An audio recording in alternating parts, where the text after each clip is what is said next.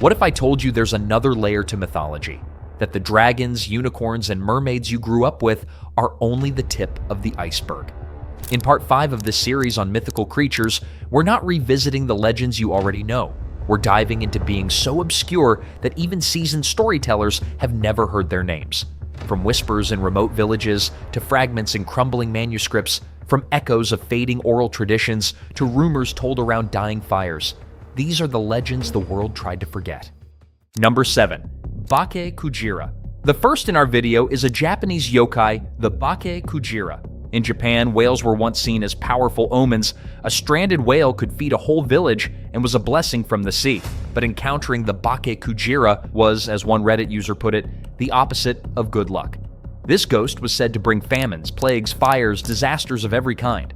The legend begins on the coast of the Shimane Peninsula, once called the Sea of Whales. One stormy night, fishermen spotted a massive shape offshore and hurled their harpoons, but the creature neither bled nor died. As they drew closer, they saw a living skeleton, a towering frame of white bone drifting across the waves, trailed by eerie fish and ghostly birds. By morning, it was gone. From then on, Bake-Kujira was feared as a vengeful spirit. Communities believed it brought plagues and misfortune, punishing anyone who hunted whales or consumed their meat. In the Oki Islands, this belief became especially real. When a whale washed ashore in 1764, the region was soon struck by a series of disasters, epidemics, and devastating fires. Locals saw this as the spirit's revenge. To appease it, they created a ritual hand dance, which later evolved into a kabuki-style performance. Even modern artists have not escaped the bone whale's shadow. In the 1950s, manga creator Shigeru Mizuki, famous for his yokai stories, began sketching the Bake-Kujira for a Kamishibai project. He suddenly fell ill with a high fever and abandoned the work, later writing that he felt possessed by the spirit. To this day, the Bake-Kujira endures as one of Japan's most haunting sea phantoms.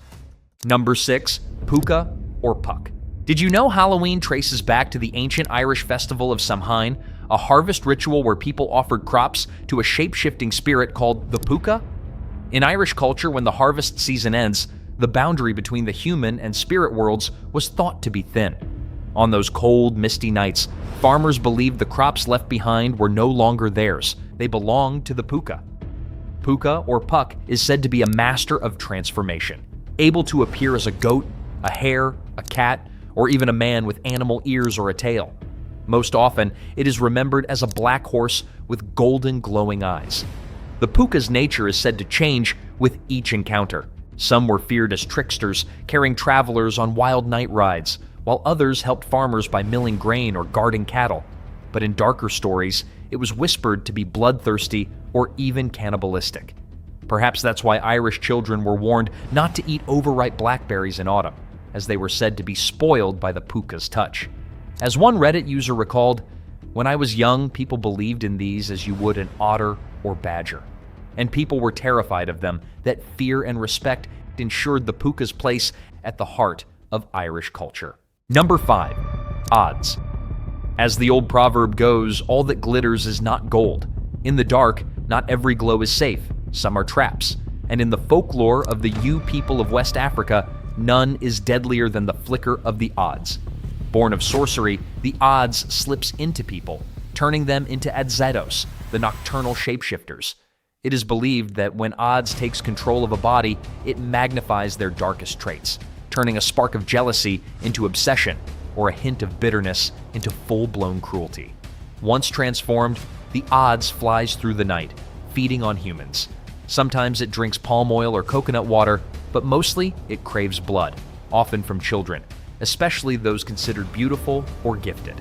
As per a Quora user, he uses his firefly form to easily get into people's houses unnoticed to suck their blood.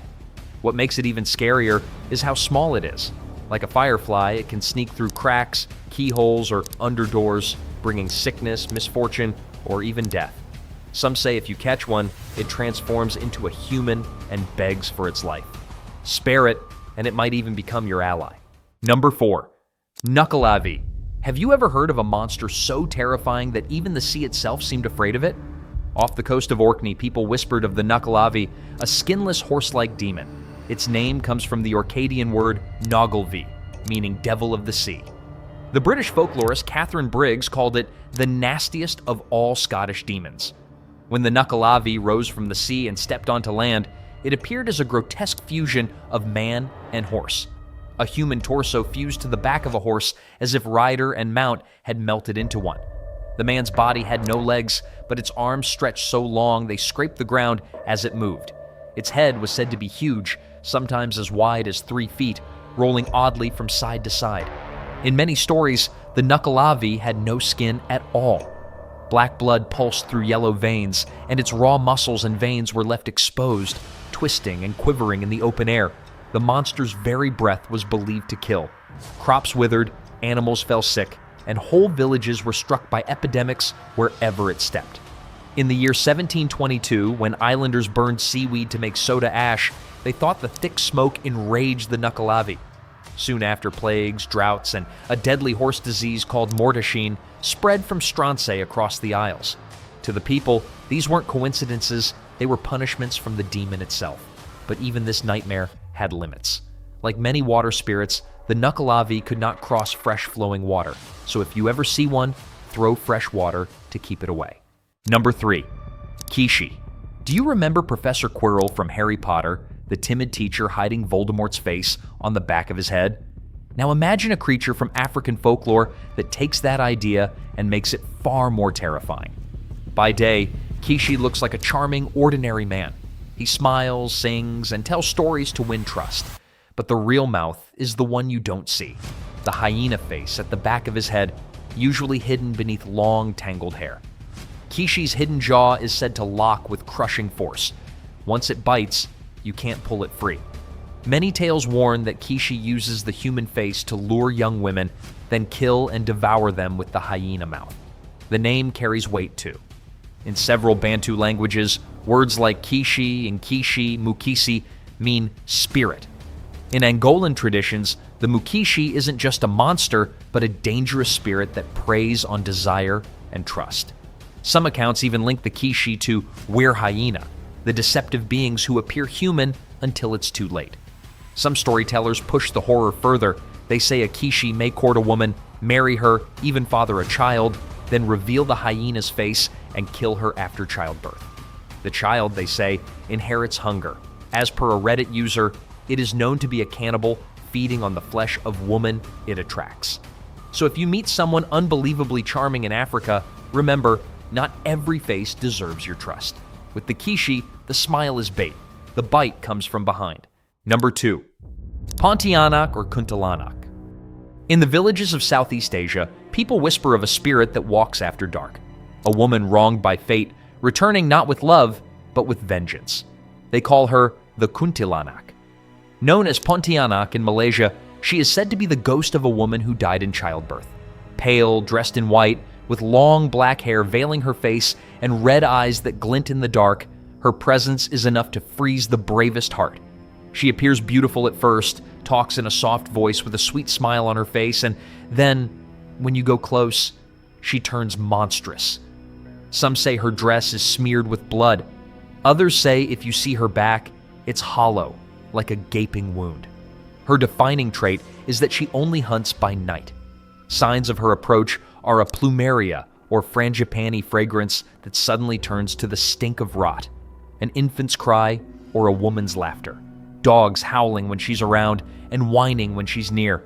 Old sayings even claim the cry's volume is a clue. Loud means she's far, faint means she's close. One Quora user recalled walking home on a quiet evening when an overpowering frangipani scent swept past him. He knew it was Kuntilanak visiting him. Over time, the Kuntilanak jumped from folktale to full film franchises.